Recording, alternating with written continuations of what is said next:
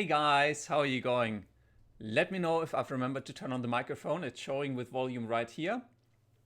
How are you all going? Nice to see all of your lovely faces. Anson, nice to see you. Lots of people already online. Just give me 1 second. I just gotta finish off setting up. I'm pretty sure that there's a way to do this easily.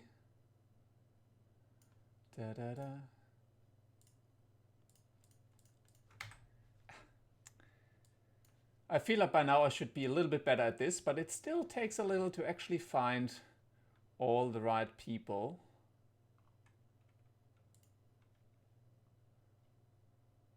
Anyways, people are still joining, so I'm gonna probably spend 5 minutes just getting the rest set up, because I always have to make sure I've got everything properly configured.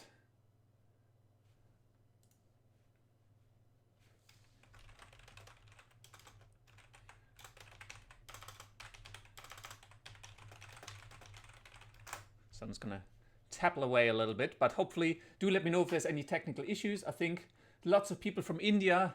Hey, how are you going? Hong Kong. Let me know. Tamilan. Now, unfortunately, I have to admit, geography is not my strong point. So some of the places that people tell me they're tuning in from, I don't actually know where it is, but it's really exciting to see people from all over the world tuning in. If you're just joining in, obviously, I'm still setting up, so still trying to get everything properly set up. I'm pretty sure there was a way to actually search for people. Why do I not see everyone?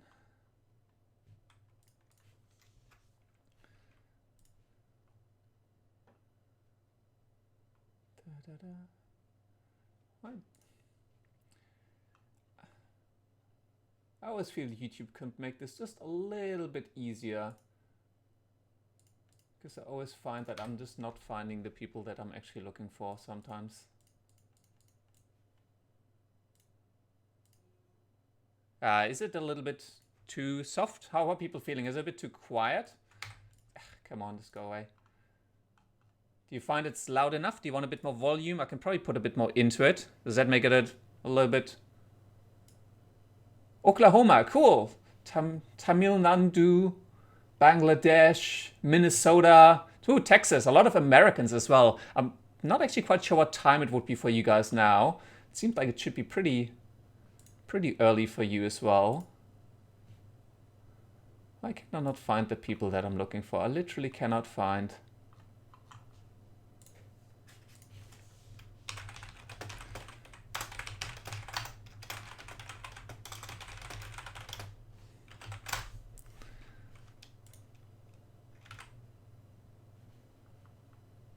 Just send some happy faces. Dear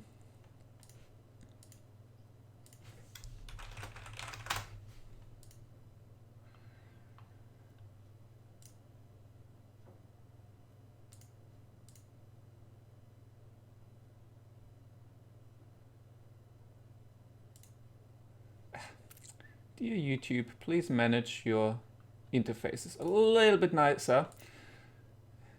It's just, no, that's not what I want.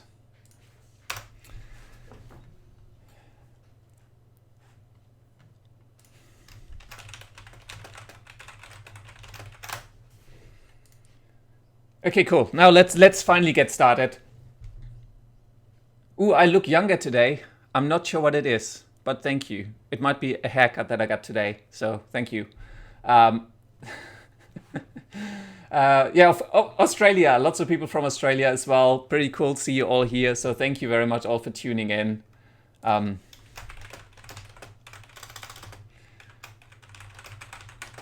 and apologies, it does always take me like a few minutes because I don't do these live streams all that often. It's, you know, it's like well, not a once in a while. It is a once in a while. I've done 3 so far, so I'm still always just trying to figure out how all of this shall work and how all of this gets set up. But I think I'm live. I think audio is there.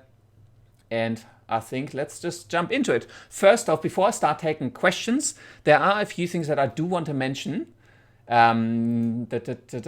are those ones? Obviously, okay, the big one is actually we're going on a holiday coming up fairly soon. So I'm actually going to be away for a couple of weeks. Now, because I don't actually want this channel to not produce any videos, I've kind of bulked up a few videos going forward. So I actually have enough videos to have one video as always coming out on the Sunday, like a new tutorial on a new video that'll hopefully, you know, help you with some filmmaking, visual effects stuff. Now, the thing to remember, they are going to be a little bit more lightweight than some of my really heavy, full-on 45-minute tutorials, just because otherwise I wouldn't have managed to actually create a bit of content ahead, and I would have probably just struggled with all of that. Yes, someone asking about the world's largest short film competition. I believe the Road My Reel competition is actually going on right now. So Road, I think once a year, run a competition where you can submit a short film, and they've got about $100,000 in terms of prizes for you to win. So if you're not entering that competition, I highly recommend it. Let me see if I can actually find it online for you. It's a really great competition. There's lots and lots of cool stuff to win. Let me Road Reel short film competition. Let me see if I can pull that up for you guys. Let me also flip you over so you can see my screen. So let me just adjust that just a little bit so you can see a little bit better, hopefully. Let me just fit that in there. Yep, that should be all right. So this is the world's largest short film competition. It really is. This is now the 5th time they do it. So all you need to do is you download a starter pack, you create a short film, you create a behind the scenes, and then you submit your entry. And you can actually win a huge... Okay, sorry, not 100,000. It's over $1 million worth of prizes that you can win. There's tons of gear you can win. Obviously, you have a judging panel. It's an international thing. It gets people from all over the world submit their short films into here. So if you haven't entered yet, highly recommend it. There's tons of prizes to win. It's really cool. Let me double check the dates actually, because I'm not 100% sure on the actual dates for this one. Tips, prizes, categories, partners. You'd think that would be under the entry. Watch films, tips and inspection, judges. 2018, I read this one. That's the old ones, FAQ. So yeah, so essentially, anyways, I don't think I want to go through all of this. Have a read. There's tons of cool information. You can essentially just enter and win a whole bunch of prizes, and there are very few requirements to enter. As long as you have a camera, you can film something and put something together and submit it here. Obviously, you are competing with everyone out of the entire world, but that's also the exciting part of it, so go and check that out. Okay, here's a question from Nick. Sorry, let me just double check my...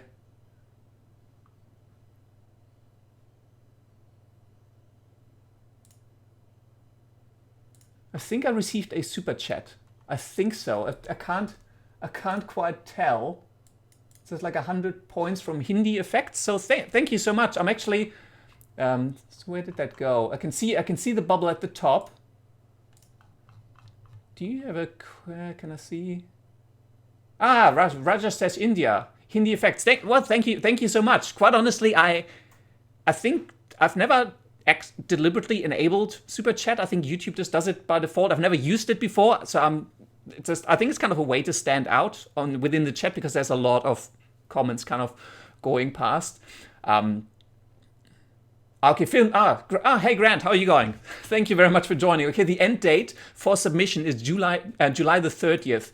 So Film Learning Grant, if you don't know him, from Australia as well, has a great channel, by the way. Go check him out. Let me just jump over there. youtube.com/filmlernen. Whoops, sorry, not with the G. Filmlernen. So this is Grant. Go check him out. He's got tons of tutorials on his channel as well for Adobe After Effects, Premiere Pro. Really fun stuff. So go check that out. And yeah, he's saying the road competition ends on July the 30th. So you do have quite a bit of time to create your own short film, submit it, and get that going in there.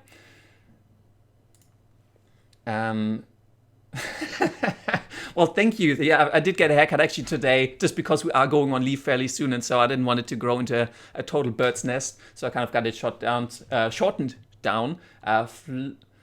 Flood of Sins. Yeah, no, thank you very much. Okay, there are a lot of questions between Maya 3D Studio Max, and I do get these ones quite a bit. So let me answer that one first. I'm actually making a video that is going to go live in, I believe, 2 or 3 weeks. While we're on leave, I've got a video where I'm literally discussing the differences between Cinema 4D, 3D Studio Max, Maya, Houdini, and Blender, because I get so many questions about which one should I learn, which one is the best, and just it's not really a sneak peek. I don't mind saying everything or talking about it even before the video goes live. 3D Studio Max and Maya, the reason they're very similar, or they used to be very similar, is because Maya got bought over by Autodesk that already owned 3D Studio Max. So you had one company that suddenly had 2 products that kind of did the same thing. So what Autodesk did, 3D Studio Max, they kind of developed more into the architecture product, like static imagery, like architecture, design, engineering. It integrates with AutoCAD. So if you want to get into that space, 3D Studio Max.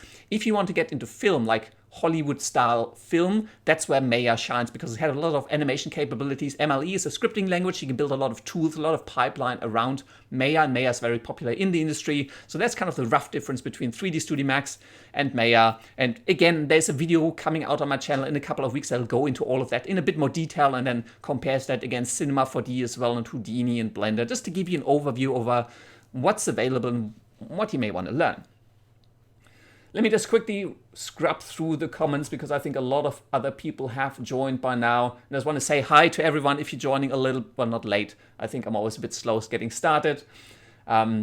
If your audio and video is out of sync, Vishal asked that. That is usually because you filmed it on a phone. Like if you film your footage on an iPhone or something, you will have a video with variable frame rate. So what happens is over time, if you have one really long clip, or if you film in low light, where the frame rate goes really slow, and then when you get into light area, it goes really bright again. So you have a lot of variance, and then the audio and video can get out of sync. Later versions of Adobe Premiere Pro can deal with that.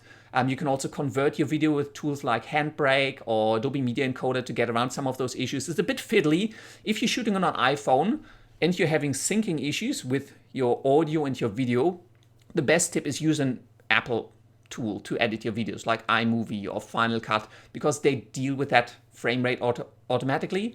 HitFilm as well, the latest version of HitFilm, even the Express version, they have tools to align the audio and the video, so you're kind of staying in sync. Another way, and this is a bit manual, you can kind of chop up your video and your audio and kind of keep them nicely aligned that way as well. So that's another option.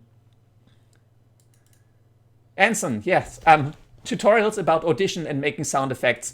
Now, in terms of sound effects, if you want to know how to use Audition, Grant, like Film Learning, I think I had him up, just go check Grant out. Like Film Learning does a lot of tutorials on Audition and how to do voice effects and sound effects and deal with audio. Probably much more knowledgeable in this space than I am myself. I do use Audition a little bit, but I've actually started using Premiere Pro for a lot of my audio design as well, just kind of plugging together a whole bunch of different sound effects that I then use. Let me give you a quick example, actually. I'm going to pull up, where is it? Let's just hope that this works. Yeah, let's skip that. Let me jump over to my screen and my talking to camera part. So shout out, like go scream if you can't see my screen. You should have Premiere Pro up here on the side. And I hope you can actually see this if I scrub in a little bit. I've actually started doing a lot of just sound design inside Premiere Pro directly. I just add a whole bunch of audio tracks. So for example here, yep, that seems to work. So I've got a whole bunch of sound effects kind of layered on top of each other. There's like audio scratches. There's all sorts of kind of weird effects and weird sounds. And I do a lot of the work in Premiere Pro now, simply because it makes my workflow faster. I could take all of this into Adobe Audition, then do a whole bunch of sound effects. I used to do a lot of work in Cubase, but it gives me a lot of flexibility. Like I have a lot more power over sound in Audition or in Cubase, but it slows down my workflow. It's just, things become slower because I need to export everything. I need to bring it into another program, then do the audio work and then bring it back into Premiere Pro for the final render, or into Audition and then from Audition back to Premiere Pro. And I've been trying to cut down things that aren't really bringing the value for the effort I put in. I don't know whether you've ever heard of the 80-20 rule. Usually 20% of the effort can get you 80% of the way there to a good product. And then you spend another 80% of your effort to just get that last 20%. So the amount of effort you spend to the return you're getting on the investment of that effort gets less and less. So you're spending more and more effort on less and less value in return. And for me, towards the end of my workflow, I spend a lot of time exporting from Premiere Pro into Audition, into Cubase, into other tools, do work there and then bring it all back into Premiere. And I've been trying to cut that down just to keep my workflow a bit quicker. Let me just get a little bit of water. I noticed that I'm drinking a lot. I'm talking a lot. I'm talking very fast. I need a bit of water.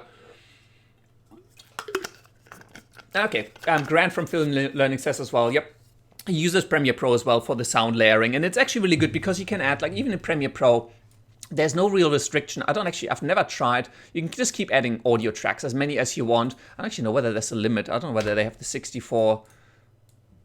Okay, I can add like 100 audio tracks in Premiere Pro and layer all my sounds. There are sound effects in Premiere Pro directly as well. So in here, if I go into the effects, under audio effects, you actually have a lot of audio effects directly in Premiere Pro. Then now in the later version is also the essential sound panel, which is actually quite good. It's a quick way to work with sound. Oops, this is all a little bit off screen, I'm just noticing. Because I've got my screen a little smaller. Anyway, so you have the essential sound panel as well. So there's a whole lot of things that you can do directly in Premiere Pro, and I've started using it just because it makes my workflow faster, just because, you know, I've got a full-time job that isn't filmmaking and visual effects, so I do need to figure out how to best spend my time to get good videos out and get them out quickly. So lots of things to do there. Let me just quickly jump back to the comments. Let me just see what's going on. Another question, and I get this a lot, and again, there is going to be a video on my channel for that because I keep getting this question so much. Which is the best budget PC for Adobe After Effects and Premiere Pro? I'm making a video. It's actually going to be under Toby Talks Tech. So it's going to be another video on my channel coming out, I'm hoping as well, in maybe 2-3 weeks, which is going to talk about what is the best, in quotation mark, computer for Adobe After Effects. Now, there is no, and this is what people expect there to be a simple answer, that to be like, that's what you get. Or, you know, this laptop or this desktop. There is no simple answer. Like, there's, I'm always on the verge of ranting whenever someone asks me what is the best, because there is no such thing as the best. And I always feel like I need to explain it again. The best depends on your budget, personal preferences, your circumstances, what you want to do with it, and a bazillion other things. So there's only a best for you. There is never the best. And if you watch a video and someone tells you this is the best, chances are it's not the best for you. It's just the best for that person. Whether it's great for you is something you need to figure out. But I do have a video coming out to talk about the best computer for Adobe After Effects, filmmaking, and visual effects. And in that video, and the reason I'm putting it under Toby Talks Tech, which, by the way, if you don't know, is a new segment, or a new, what are you going to call it? A new series on my main channel. It's coming out on my Surface Studio YouTube channel. So if you're following me there, you're already good. Let me actually switch back to my face, otherwise you're just staring at Premiere Pro, so this way you just get to stare at my ugly mug. So in Toby Talks Tech, I cover a little bit, I go a bit more into technical detail. It's still on my main channel, it comes out on the Wednesdays. I'm trying to get more and more of those in, so I'm going to make a video for what the best computer is for Adobe After Effects, but rather than just telling you it's computer A or it's computer B or something, I'm actually going over the components like CPU, GPU, hard drive, graphics card, what to look out for and why certain parts are more important than others, so that then hopefully you can make the decision on how much money do I have to spend, what do I think is the most valuable piece to spend that money on, and then you can kind of it hopefully helps you figure out what the best computer is for you. So let me just quickly scrub through some more comments, because I feel that they're flashing past me on the side here. But I also want to say hi to everyone who's just joined. A lot of people from India. Gaurav Patwal is from India as well. So hey, how are you going? Free background music for no copyright. Go to the YouTube audio library. Just search, let's just do a Google search for YouTube audio library. There's sound effects and there's music, free, copyright free. Just download them, use them wherever. Don't need to do anything else. So there's a whole bunch of free stuff that you can just get there. There's another one, Hindi effects. Well, hi again. Thank you very much. It is very much appreciated. Okay, let me see, what else do I have? HitFilm and After Effects. Okay, so let's talk a little bit about HitFilm and After Effects. As you know, I've actually been using After Effects predominantly to do my compositing work, but I'm actually also a big fan of HitFilm. So HitFilm, if you don't know, let me actually fire it up. I always feel like I'm just talking to the camera, but I can actually just kick all of these things up. So let me jump back to screen. So let's get HitFilm up and running. So this is HitFilm Express. There's also a Pro edition. which obviously costs money, but it does add a whole lot of new features. So this is HitFilm Express. I've got a huge tutorial, like a 1-hour beginner tutorial on my YouTube channel that you can check out that shows you how to use HitFilm Express. Free, doesn't cost you a thing. You can purchase additional add-on packs to add a whole bunch of functionality to HitFilm Express, which will essentially just get HitFilm Express closer to the Pro Edition. I really like HitFilm Express. It's actually a really cool tool. You can do a lot of things. It's kind of like the goal or the reason why I believe FX Home has started doing HitFilm Express is because you've always had Premiere Pro and you've had Adobe After Effects. Let me just create a new, like a composite shot or something. Let's just drop a new plane in here. And, you know, it's essentially, it's a combination, if I could type, lighting, electricity. So essentially, it's a free tool, but HitFilm is essentially trying to combine video editing and video compositing. So it's trying to combine what Premiere Pro does with what After Effects does, or what Nuke does, or Fusion, or DaVinci Resolve. It's trying to be an all-in-one tool. So the approach I really like. It's actually really easy to use, and because it's free, you can just pick it up and start making videos for YouTube, for your projects, for like hobbies, uni, school, anything you want. It is really powerful. The main challenge I believe that they have right now, which I kind of pointed out in my last review of the latest version of HitFilm Express, which is release 8 of HitFilm Express, is performance. It's not as performant as Premiere Pro, After Effects, some of the other tools. And I don't know whether it's caching, the way they use their GPU. There's just a few things that aren't quite as ironed out just yet. But it is also a much younger program. They've been around for quite a few years, but in comparison to After Effects and Premiere Pro, they've been there since 1990, maybe a bit earlier as well. They've had a lot more years to kind of develop. Obviously, HitFilm is just up and coming, but I really like using it. So kind of as it becomes more powerful, I'll probably start using it more. Right now, most of my work is still Premiere Pro and Adobe After Effects. I've been digging a little bit into DaVinci Resolve because Premiere Pro has been crashing on me a little bit too much lately. So I've kind of been looking for, if I ever was to switch, would DaVinci Resolve maybe be another good option? Because again, you can get a free version for it or a paid version as well. So plugins, let's just have a look. By the way, thank you very much. Flood of Sins, Grant. I'm probably missing a few other people actually answering questions in the chat, so thank you so much for helping out there. There's a huge amount of stuff always happening.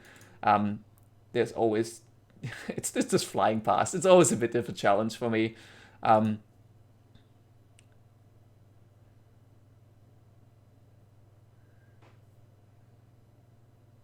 Yeah, actually, sorry, I'm just, apologies if I'm not always looking this way. It's just because I've got the comments on the other screen, because otherwise everything's covering itself up. Let me just jump back to my face, actually. So I'll go back there. Peanut B, how's it going? I think I found you from D4 Darius. I think D4 Darius actually made a video, and I think he talked about a lot of different filmmaking channels on YouTube, and I actually came up in there as well. And I think a lot of people are finding me through him, which is kind of really cool. So thank you very much for that, by the way. So what else do I have? What are my favorite plugins for Adobe After Effects? There are a few plugins that I really like. And again, let's just jump over into Adobe After Effects, just because I like just showing things rather than just... Now, let's just create a new comp. Let's just make this black. One of the really popular ones, and I'm pretty sure all of you have seen Saber by now, which is the Video Copilot Saber plugin, where you can then create really cool, very simple text effects. So I can create a, I can create a big text element, for example. Let's just make this, say hi to everyone. Let's hide that text, go into the Saber plugin.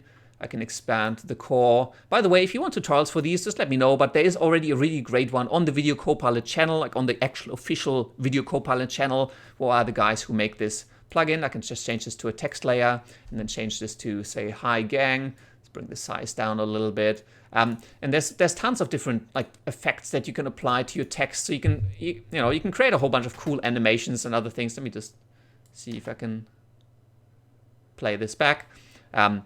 So Saber is a really good one. The other one you may have seen, it pops up all the time, called FX Console. And I do actually have a video for that as well, scheduled for 3-4 weeks from now. Again, going to be one of the more lightweight ones. But this is FX Console. FX Console is essentially a plugin, again, from Video Copilot. They make a lot of really cool plugins, and both of these are free, by the way. Saber and FX Console are totally free. Now it helps me find, and you may have noticed that when I applied effects, I actually just click the layer, Control and space it is for me, and then just search for the effect. So it's essentially a way to really easily, you can set up shortcuts, you can take screenshots of your compositions, you can kind of have a look at all of the things that you've created recently. So these are all of the pieces of work and images that are created in After Effects recently. So it's a really useful plugin. Again, totally free. If you're talking about paid plugins that I really like, if I jump over into my effects and presets, I actually have quite a few. Now, BCC, which is Boris Continuum, and the Sapphire effects, which are from Boris FX, they're really good. I really like using them. I've got them in a collaboration with them, so you may have seen my video on how to remove a person from a moving shot. I've done a second one on inserting a screen into like a distorted wide-angle shot. So I've used plugins like that. Mocha is one of my absolute favorite, Mocha Pro, which is from Imagineer Systems, which is now bought over by Boris FX, so same thing. It's a planar tracker, helps you to do camera tracking, insert screens and other elements into your shots. Really powerful. The other things I like, obviously, I think everyone kind of likes Red Giant. So I've got a whole bunch of Red Giant trapcode collection. So I've got particular trapcode, particular great particle generator form. So you can kind of turn elements into kind of particles and animate them and warp them. There's a whole bunch of other effects. So Red Giant is really good. Denoiser is really good as well. So I think I've got Magic Bullet Denoiser 3 just to kind of remove grain and noise from your footage. Again, you can do that without plugins, and I have created a tutorial for that as well.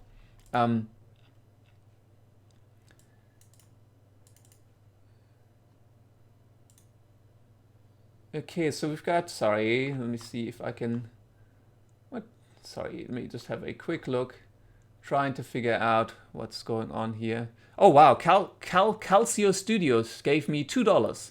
Thank you very much. Also by Hindi Studio, I don't actually know what that currency is. I might have to find that out. So Calcio Studio, thank you so much. Will you do a tutorial on...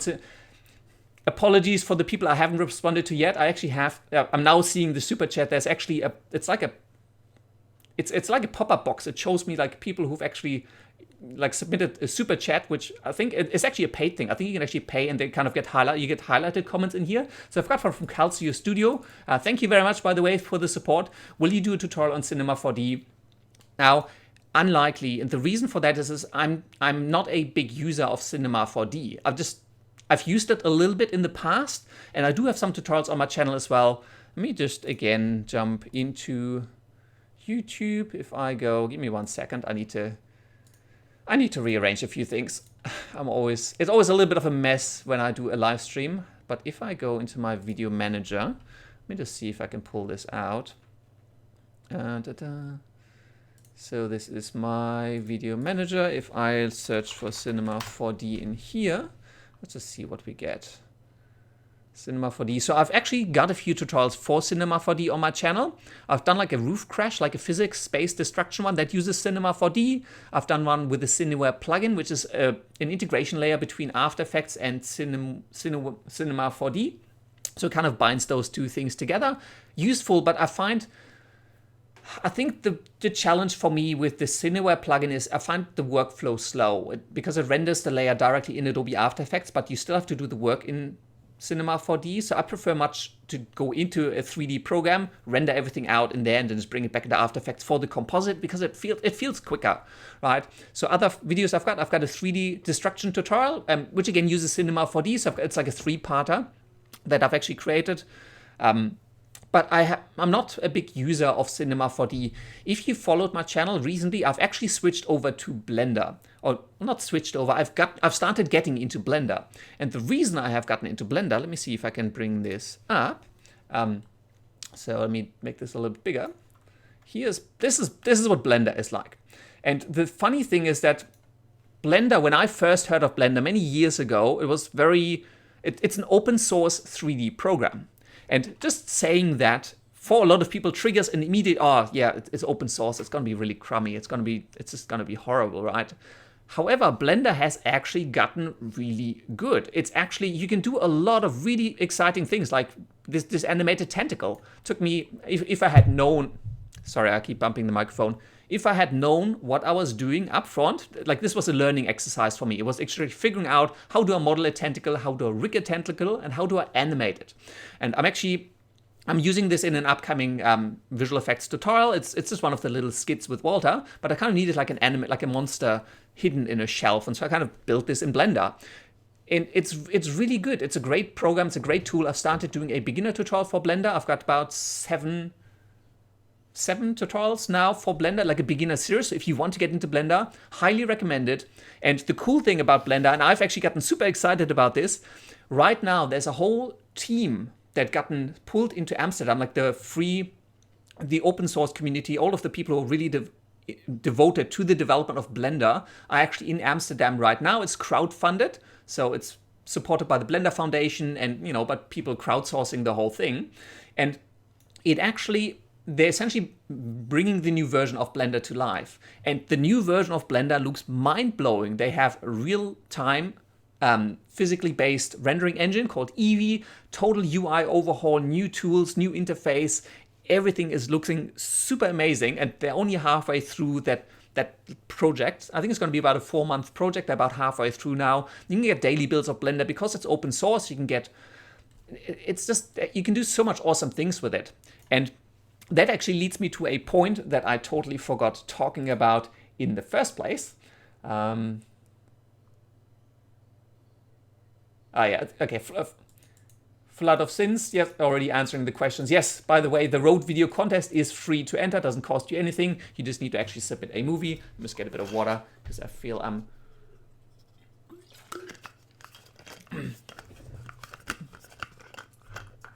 Yes, Blender has been around for a very, very long time. And if you haven't seen it, version 2.8, by the way, I actually have it here. This is version 2.8. It's an experimental version because I literally just downloaded that today. That's today's build. But Blender 2.8 actually is really amazing. And the reason I really like it is because let me just turn this on. Let me hope this doesn't crash. Because obviously it's an experimental build, so I never know what's going to happen with Blender. So what you have now with the latest version, for example, what they're adding real life, like real-time rendering. They're essentially overhauling the entire thing. Everything is going to be real-time. It looks absolutely amazing. You can do some awesome stuff with it.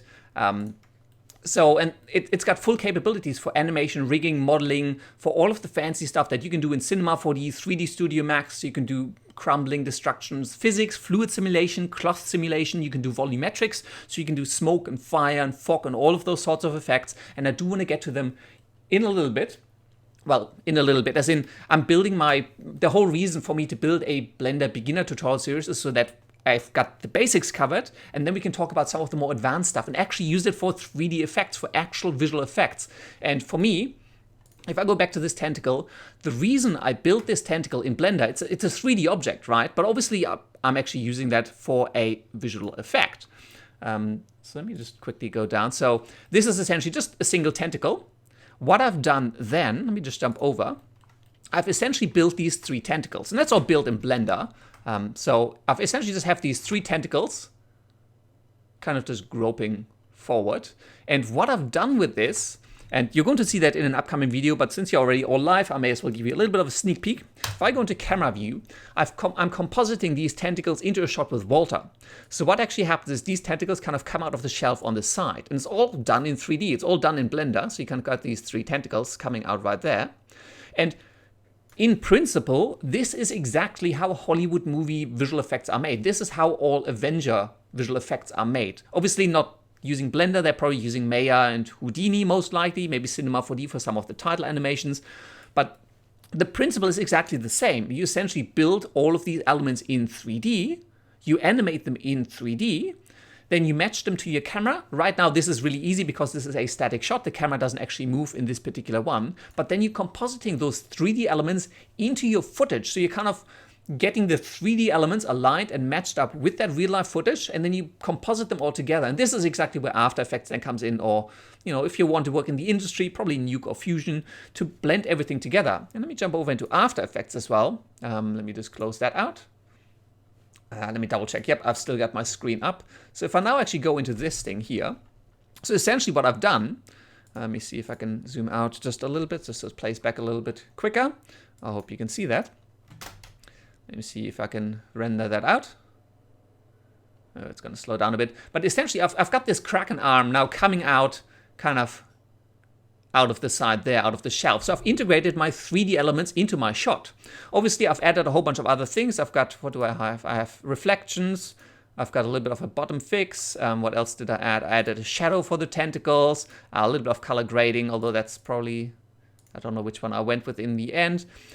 So essentially, you're kind of compositing these elements into your shot. So it's a 3D element rendered out and blended back onto the original footage. And that, in principle, super simplistic in this case because the camera doesn't move and the elements don't interact with my actors in any way. But this is how Hollywood movies effects are made. This is how Avengers are made. And then using tools such as Maya for more advanced animation and, you know, people who actually know what they're doing as opposed to me who's just doing it as a hobby. You can then add, you know, tentacle effects, slime and water and dripping stuff with Houdini, composite all of that together and build some really, really fancy visual effects.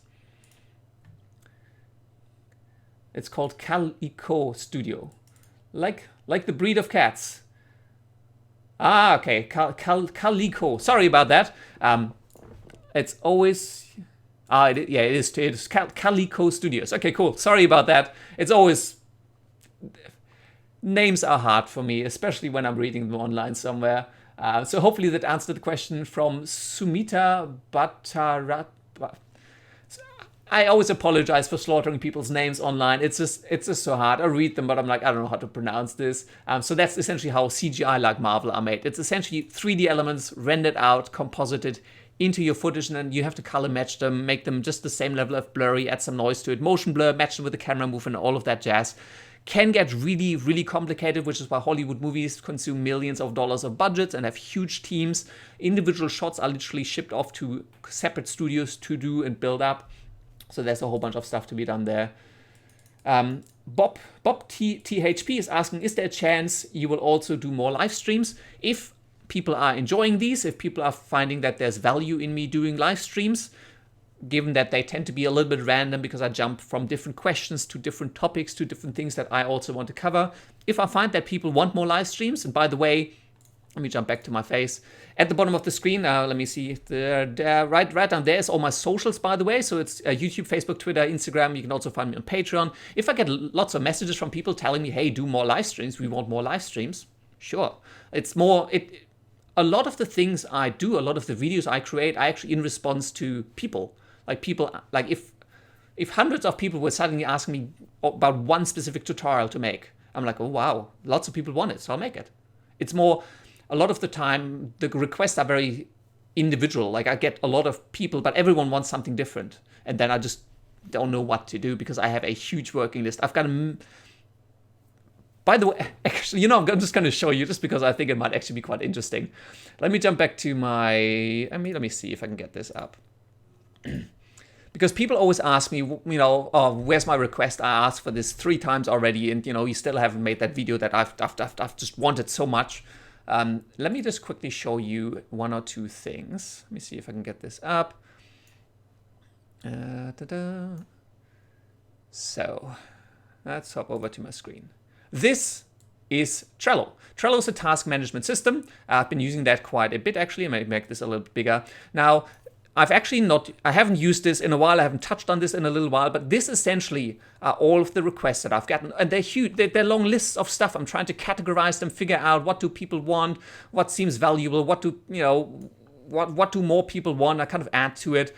After a while, I just wasn't able to manage all of this. And each of these would be at least a single video. And a video a week, if you multiply this, 52 videos takes me through a year, and this isn't even the full list. This is only some of them pulled forward. These are the most common ones. Then I have a separate list in a tool called Airtable, which again, this is now the new one I'm trying to manage. So here are some of the videos that I'm going to be releasing fairly soonish. And then there's a huge amount of next ups, there's backlog, there's new ideas flowing in. And each of these, again, is a video. It's a full tutorial that could take me a week or 2 to make. So this is where all of your requests go. So please don't feel like I'm ignoring your requests when you say, hey, I wanted that Sabrina the Witch tutorial or that Spider-Man tutorial or the Marvel Avengers tutorial. It's not, I just don't have the time for it. I wish I could just do all of them. I wish I had time to just do all of them all the time. It's challenging. It's just so difficult. So, okay, so there's a questions around 3D. Obsidian 351 is asking, being 3D, do you have any plans to make a tracked shot? Abhishek Maita, can I use Blender project in Element 3D? RG Gaming, what is sculpting and modeling? And so now, let me see if I can answer them all more or less. First off, let's just jump back to Blender. There you go.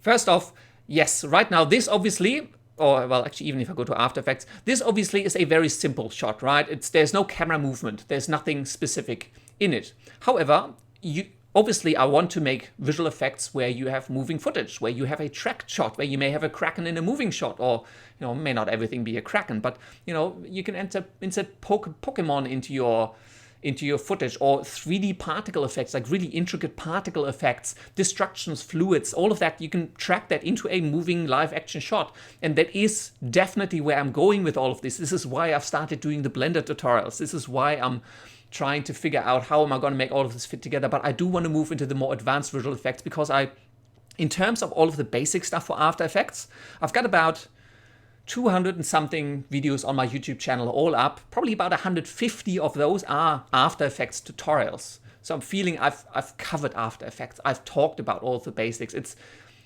The recipes all differ. The techniques are always the same. Like, I feel I've covered all of the techniques of what you can do with Adobe After Effects. Now it's just using them in different ways to create different effects. But 3D for me is the next big step up, using 3D like a tool like Blender to build and model out 3D objects. So then you can, then, you know, use 3D elements in your shot. You can track stuff in. Obviously right now the camera is totally static right here, but the camera could be moving, animated, and matching a shot that I took somewhere out and about to fit that 3D kraken into that shot. And that is absolutely where I want to go and where I am going with this. Now, in terms of whether Blender projects in Element 3D, no, does not support Blender, because Blender, again, is open source. Element 3D is actually quite limited in terms of the formats it supports. The only 3D format, as far as I know, that you can import into Element 3D is OBJ.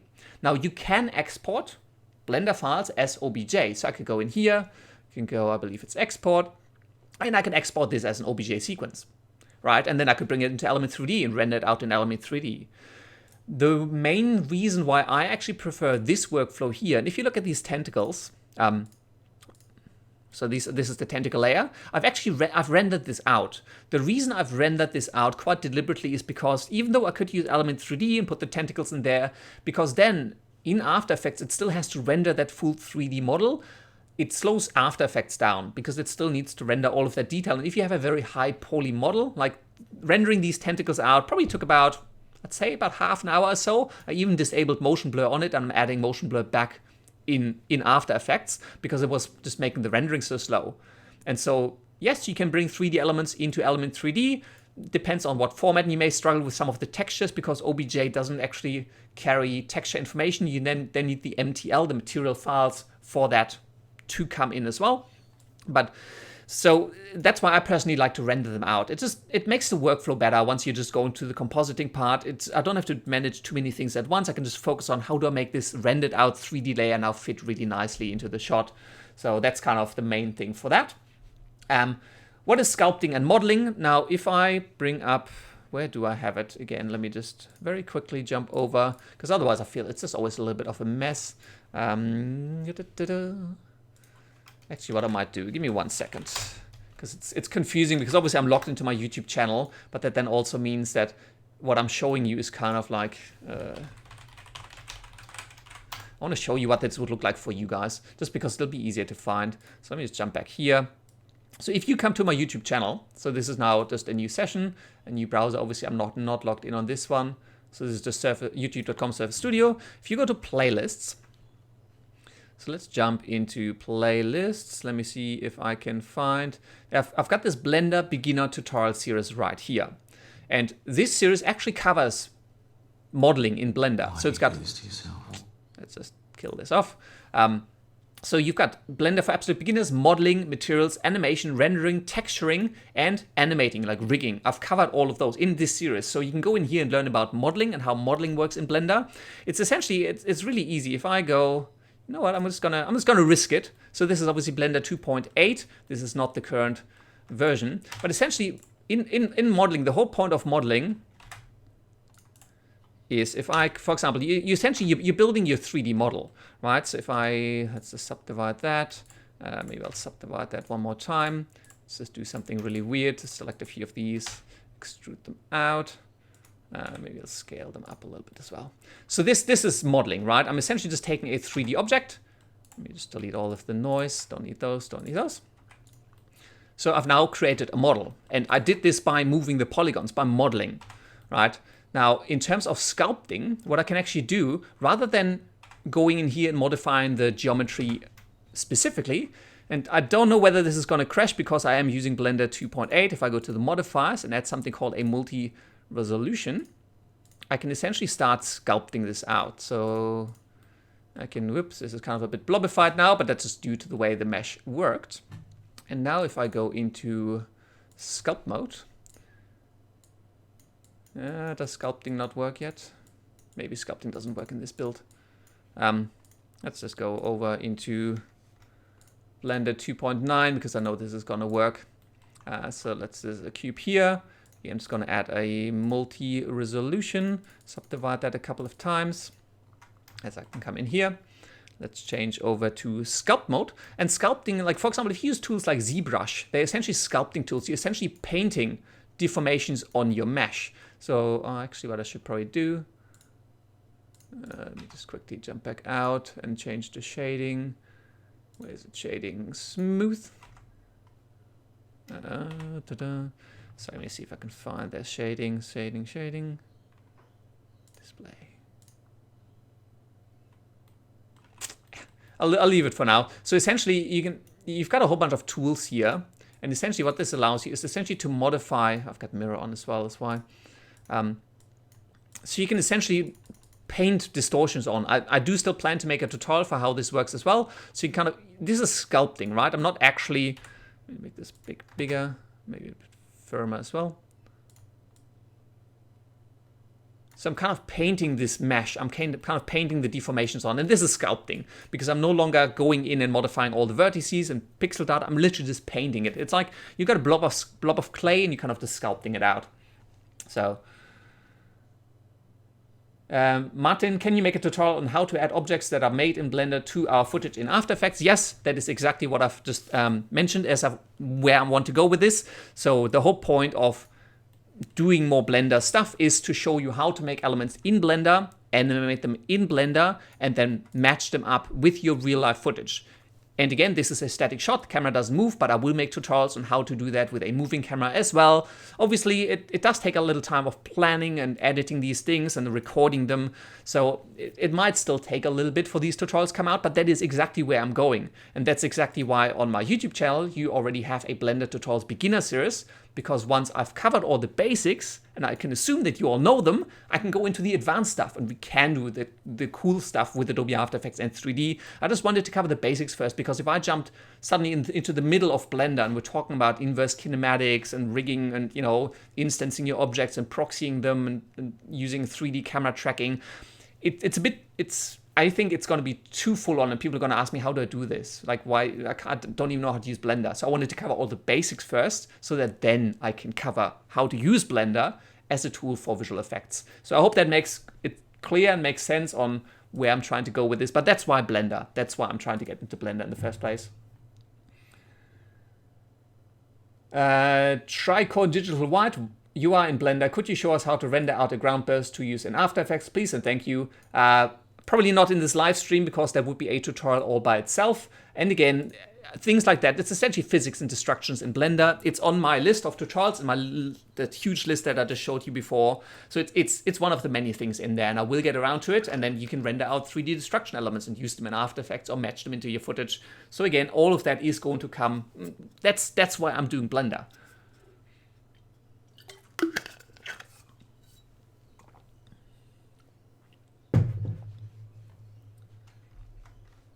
So yep, Anyways, let me just quickly double check that I've actually covered everything that I wanted to talk about. I think I've covered it. Most of the stuff, like I just wanted to give you a heads up of the holiday that are coming up, just because my channel is not going to go dormant, but the videos that are coming out are going to be a little bit more lightweight, a little bit easier.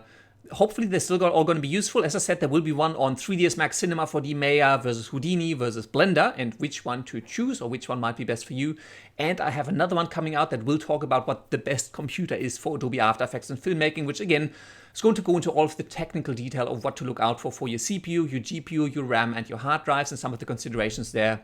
And then I've got a few more lightweight ones, like there's been some issues with After Effects recently. If you are on the latest version, which is 2018, the 15.1 release, you may have noticed that some codec are no longer there. Like the H.264 codec has actually vanished, unfortunately.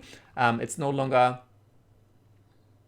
it's just no longer supported. You need to now go to Adobe Media Encoder. Also, people are still having, they're still having issues with importing QuickTime movies. And so I do want to cover that up as well, because I'm like, there are so many questions around how does it work, importing, exporting movies with After Effects. So some things that I want to cover on. Then, because I'm doing Blender, I'm actually making a video as well right now. And it's got a little destruction effect at the beginning of the video, using Element 3D, by the way, not Blender. So, I kind of mix and match what I use when. But that'll be covering some of the issues that people have in Blender around modeling and extrudes not working properly, and, not being able to set the camera or the scene splitting, all these weird things that, well, that people, tend to struggle with when they first get into Blender. And a lot of the tutorials are very much based on a lot of questions, a lot of comments I get on all of my videos around Blender, like people getting stuck with different things, or, not, like if I find that I'm answering the same question over and over, I'm like, oh, it's worth making a video for that. And on the other hand, I'm also looking at, well, what did I struggle with when I first started using Blender? Like, what were the things that took me a while to figure out that aren't actually difficult, but until you just don't know. So I kind of putting a few of those things into video format. And again, all of that is going to come out over the next 3-4 weeks. And then hopefully after that, there will be more Blender. I've already screen recorded. That's still not what I wanted to go. Where did my tentacle go? Let me just reopen that. I've already screen recorded how to model, rig, and animate a tentacle in Blender, so that'll be the first one, and that is the first intermediate tutorial that I'm going to drop, just because it covers a few different areas. And then after that, again, I'm going to get into the 3D, the compositing, into Adobe After Effects for creating, 3D integrated effects for your short films, or for whatever you want to do with it. So, Gaurav Patwal. Again, sorry for the name, Gaurav Patvalve, need motion graphic basics and advanced tutorial. Now, I have a few videos on motion graphics. Like, the thing is with motion graphics, and I think that's why I've struggled making videos for motion graphics. I actually have quite a few on my channel. If I jump back over here, if I just jump back to my YouTube channel, if I go search in here and search for motion graphics, I've got things like how to create animated text elements, nothing specific that says motion graphics.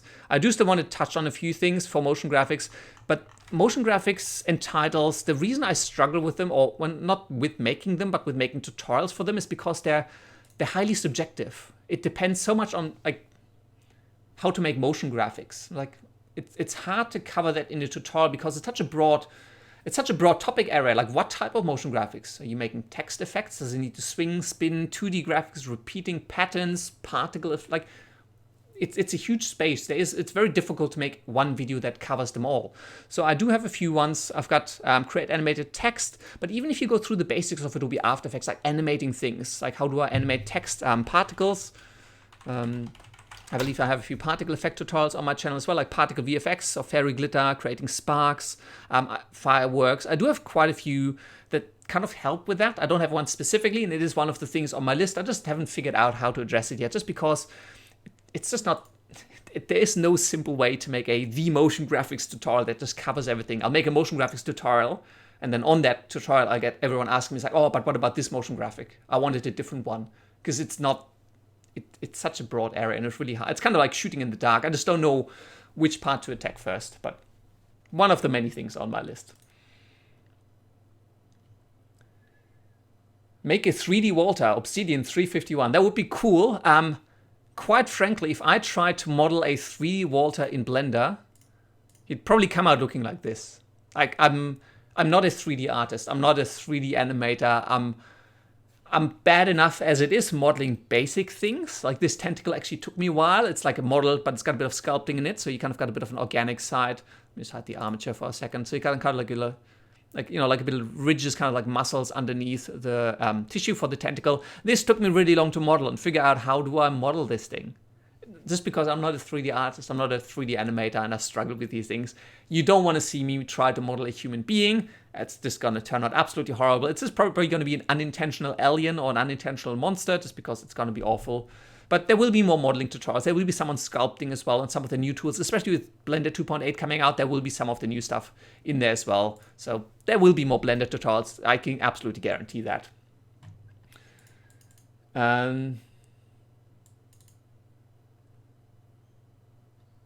Okay, let me just quickly jump back to the comments. Yeah, quite a few people from Germany as well. Hi, if I haven't said hi yet. It's really nice. I think I'm always stunned, surprised, humbled that people like tune in from all over the world, given that it must be really crazy times in some places. Like Germany must be early morning in Germany still, I think. But yeah, there's just some crazy things. Crypto Blender 2.8 brings GPU plus CPU rendering in the settings tab. By the way, you already have that in 2.79 as well. Under the settings, you can enable GPU compute. Obviously, it doesn't have the real-time physically based rendering, which is the new rendering engine with 2.8, which is Eevee, which I'm massively psyched about because you can just create some mind-blowing stuff with it.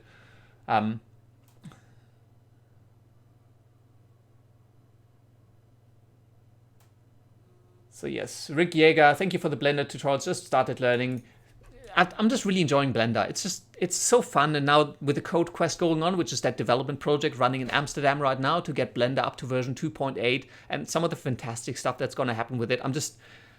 I'm really excited about making more videos for it, more tutorials for it. But also keep in mind that a lot of people, and this is one of those interesting things. A lot of people don't like me doing Blender tutorials because they say, we want After Effects tutorials. Can you show us how to do advanced visual effects in After Effects?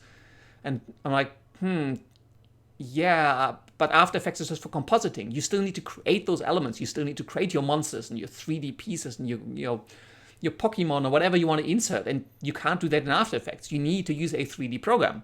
Now, you can use Cinema 4D, 3ds Max, Maya, Houdini, any of the other ones, but Blender is free.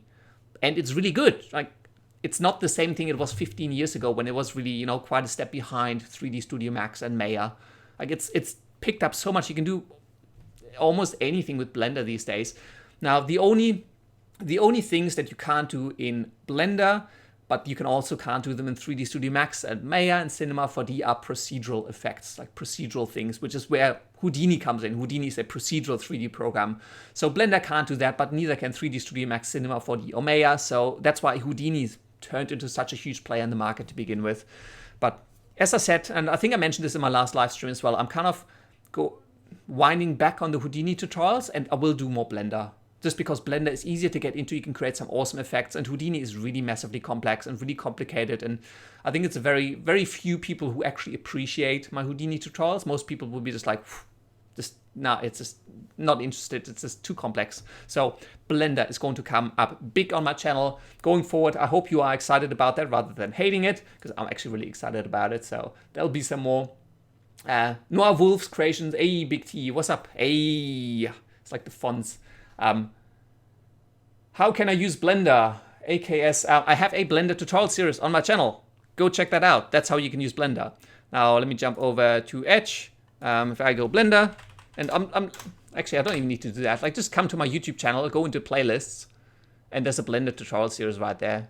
Right, like I have a huge amount of playlists on my channel for Blender. Also then HitFilm, I've got Houdini if you want to learn some Houdini, 3D destruction with Cinema 4D, After Effects. Like, I've organized everything as best as I can into playlists. You can just jump right in there. So just jump in here, Blender tutorial series. There's also other great places to learn. Like, one of the ones I actually really enjoy is Blender Guru.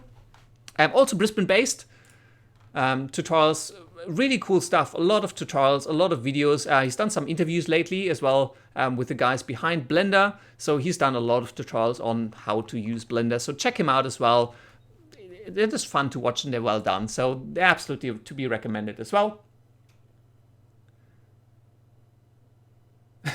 Okay, AKTV. Can we really learn VFX online? Then there's no need to join expensive institutes. You can learn visual effects online just like you can learn anything else online. Like you could learn how to fix cars online, but that doesn't mean they're gonna let you in to actually fix cars. Like you can learn the skills, you can build a portfolio, and you can get a foot in. Sorry, I'm just jumping around YouTube here on the side. Let me just switch back. You can learn a huge amount of stuff about visual effects, especially if it's like software tools that you can then use at home to build your portfolio.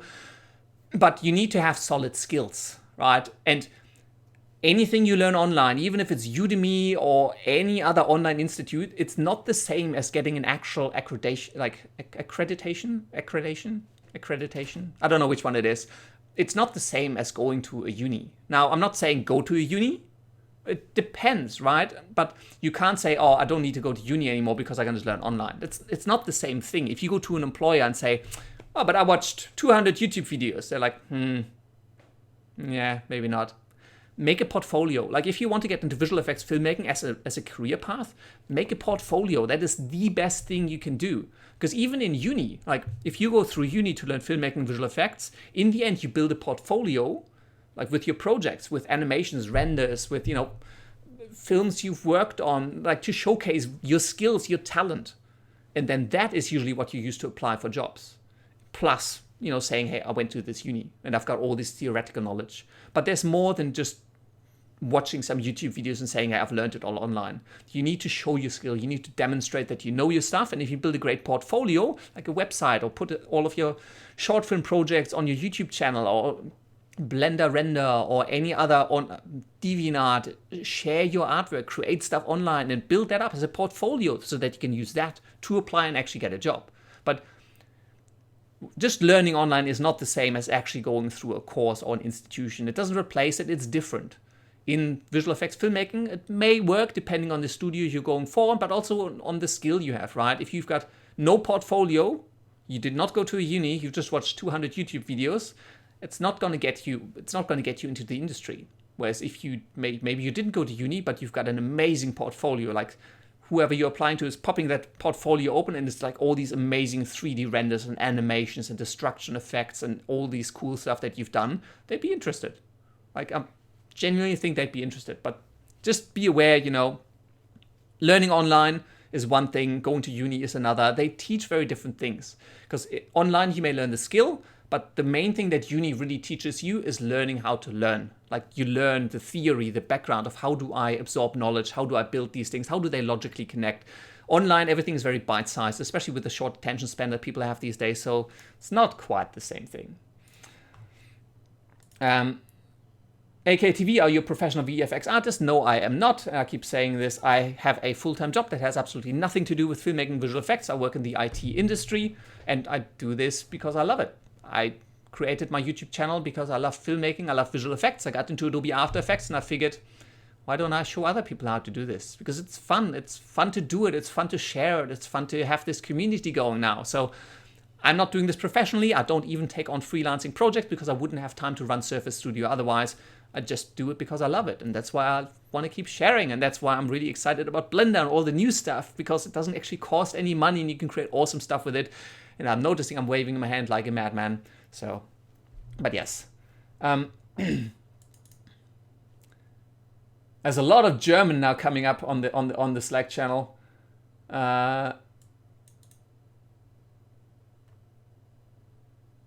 Unfortunately, I am. Let me see what else I can find.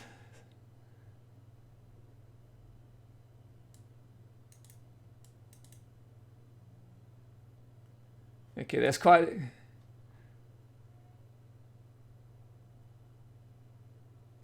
Yeah, Obsidian 351 is asking, hey, sorry, I'm just recognizing your icon. Give me 1 second.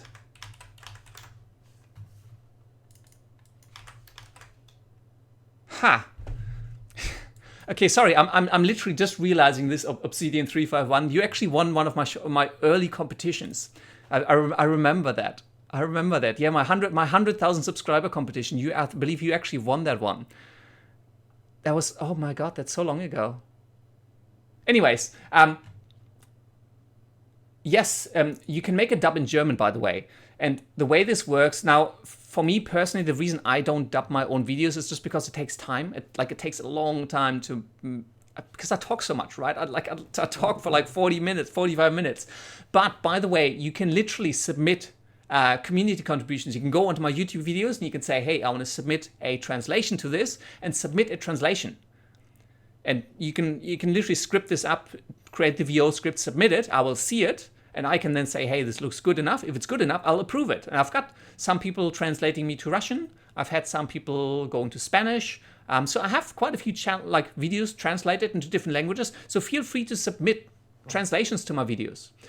Don't just use Google Translate. I've had people literally just use Google Translate or some online tool to translate video to language. That's exactly the same that YouTube already does for you. Like, you can literally go onto YouTube and say subtitles on, and it'll translate it. It tries to translate it into your language. But so if you submit something that actually looks good, like a human person did that, and it matches the tutorial, I'll let it through. I'll let it on. So if you watch my videos and you want to translate them into German, submit your contribution. It's highly appreciated because I just don't have the time for doing it. So if you send something through, let me know and I'll have a look. And if it's good enough, it'll go live on my channel. What else do I have?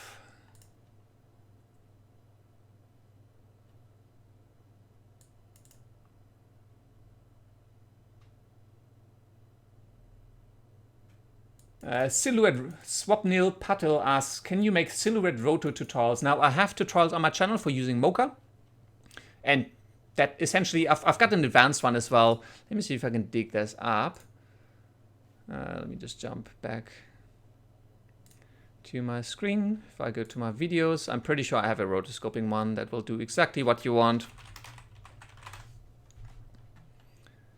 So essentially, if you go here, I've got a video called Advanced Rotoscoping in After Effects with Mocha AE, which is literally showing you how to rotoscope out people, so how to kind of get their outline, and you can literally use that as a matte onto a solid black layer, and you'll have an outline, and you have like a rotoscoped outline going on right there.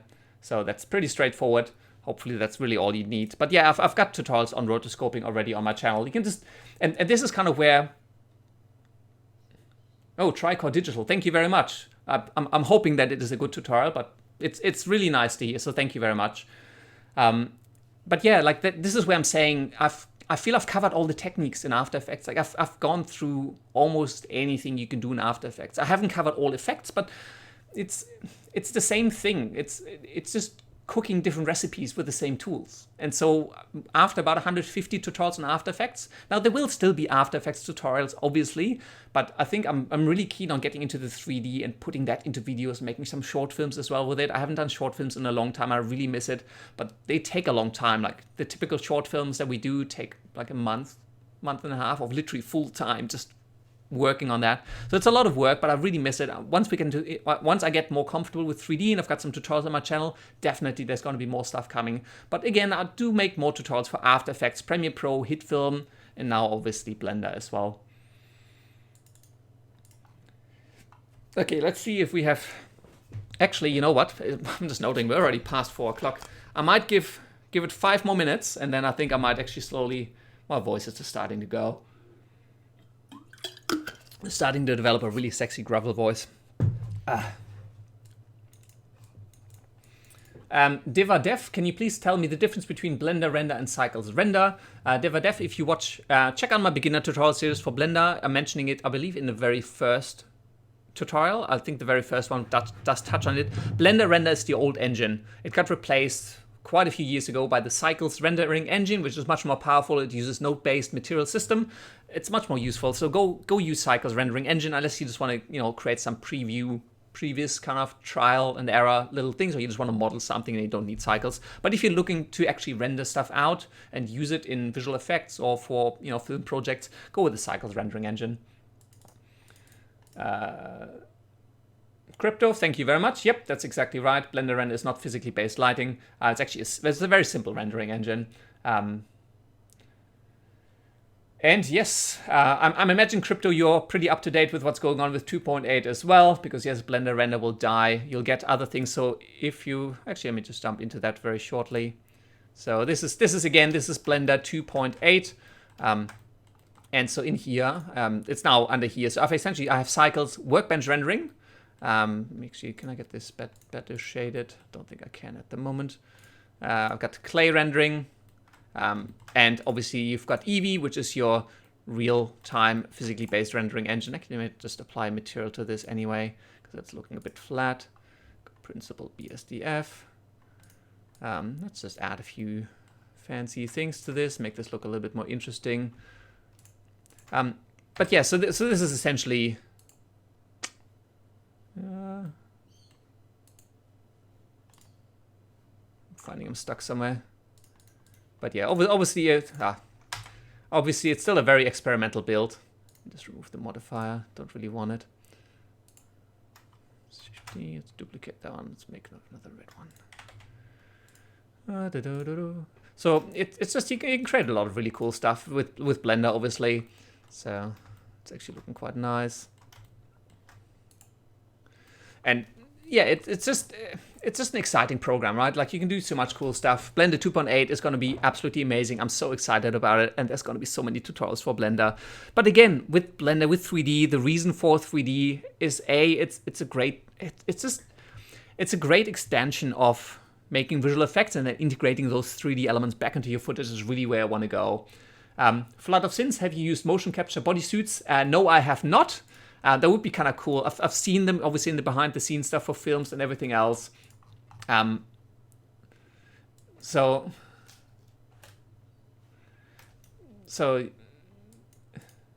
sorry, well, got totally derailed. Sorry about that. No, I have not used the full body suits. And you may have seen, people with like gray suits with like all these white markers or yellow, black strips all over their arms and bodies. That's essentially for motion capturing, and they do that when they need to replace the person with a 3D character, but have the movement of the person mapped to that 3D character. Now, that's super advanced. I don't know when I might get a chance to ever do that, because I don't run my own film or visual effects studio. Maybe I'll get invited somewhere at some point and they'll show me how it works. It's essentially visually tracking all of those points, and then it's mapping that to a 3D mesh or a 3D skeleton, and then that skeleton gets applied to an actual, imaginary 3D model. Like, for example, Davy Jones from Pirates of the Caribbean is actually a guy in a motion suit. He just gets replaced with this tentacly looking dude.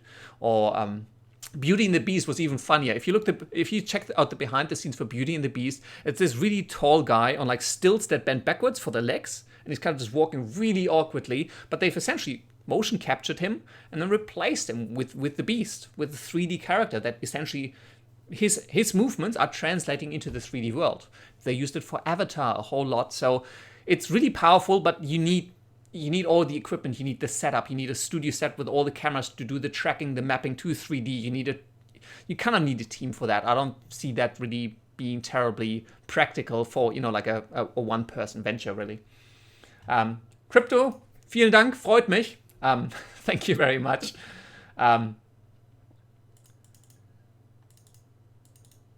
So that awesome KK, what is Blender mainly used for? Blender is used for 3D. Obviously, like it's used for, there are some short films coming out now in the Blender community. Let me see if I can, again, just bring this up. Actually, you know what? I'm probably gonna start stopping this right slowly here, because it's getting really late. Blender is used for, they're making short film movies now. There's one called Strange, which is coming out. So search for Blender Strange. It's a movie project. Looks really awesome. They're using Blender for that. It's used in games development. A lot of Unity game assets are being developed with Blender. Obviously, smaller visual effects studios might start using Blender as well, but it just hasn't broken into the industry like 3ds Max, Maya, Cinema 4D have. So it's still in the not early stages, but it's not as popular. If you want to go filmmaking, visual effects, the actual industry, Maya and Houdini are definitely the main key players you want to learn there. But again, there's a video coming out on my channel where I'll talk about all of that in a whole lot more detail. So yes, thank you very much. Well, I don't use Maya, Shyam Kumar. I just don't use Maya. I use Blender. So I prefer Blender, I would say. Not saying it's better. It's just different. It works better for me for what I want to do. So anyways, Obsidian 351, thank you very much. Anson, Flood of Sins, thank you so much. Crypto and everyone else I haven't mentioned yet. So I'm just going way too long now. I'm definitely going to wrap it up now. But thank you all so much for tuning in. There will be videos for a lot of things coming out over the next few weeks. Just keep in mind they'll be a little bit more lightweight just because I'll actually be on leave. I'll still be trying to reply to comments, feedback. Hit me up on social media. Obviously, like all of those, let me see if I can hit them. All of those links there, all my social media. Hit me up on there. I'll still be online for you guys. So thank you very much for watching. Let me see if I can wrap this up cleanly. Hopefully, somehow. So thank you very much. Yes, thanks, Anson. Thanks for tuning in. Grant, nice to see you on the end. And obviously, Fables in Fashion has helped out a whole lot. You may not have seen it, but behind the scenes, a lot of the work, a lot of the filtering through comments, helping me out managing this stream. She always helps out a lot, and obviously with my project. So thank you so much. And thank you all for tuning in. And let me know if you want another one. Again, just hit me up on social media or somewhere else. But now, finally, thank you very much for watching. And until next time, I will see you later.